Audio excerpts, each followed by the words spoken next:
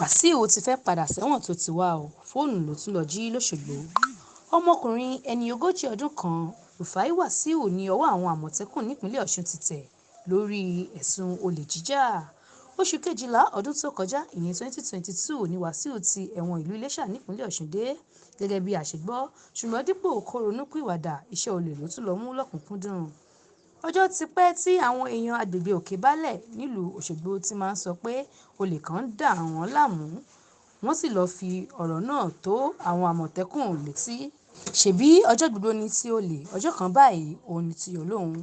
Fóònù ni Wasiu ń jí lọ́wọ́ tí ọwọ́ àwọn Àmọ̀tẹ́kùn tí wọ́n ti ń sọ tẹ́lẹ̀ fi tẹ̀ ẹ́ nídàájí ọjọ́ Sunday ọjọ́ 3 oṣù kẹsàn-án ọdún yìí. Nígbà tí ó ń fìdí ọ̀rọ̀ náà múlẹ̀, alákòóso àjọ Àmọ̀tẹ́kùn nípínlẹ̀ Ọ̀ṣun, General Bashir Adéwìnbí ṣàlàyé pé ọ̀pọ̀lọpọ̀ fóònù àwọn ará àdúgbò ni Wasiu ti jí kí ọwọ́ tó tẹ̀ ẹ́. Ó ní lásìkò tí àwọn fi ọ̀rọ̀ wá lẹ́nu wò ló jẹ́wọ́ pé òun fi ìgbà kan lọ sí ọgbà ẹ̀wọ̀n ìlú Iléṣà lórí ẹ̀sùn olè jíjà yìí kan náà àti pé oṣù Kejìlá ọdún tó kọjá lòun padà dé.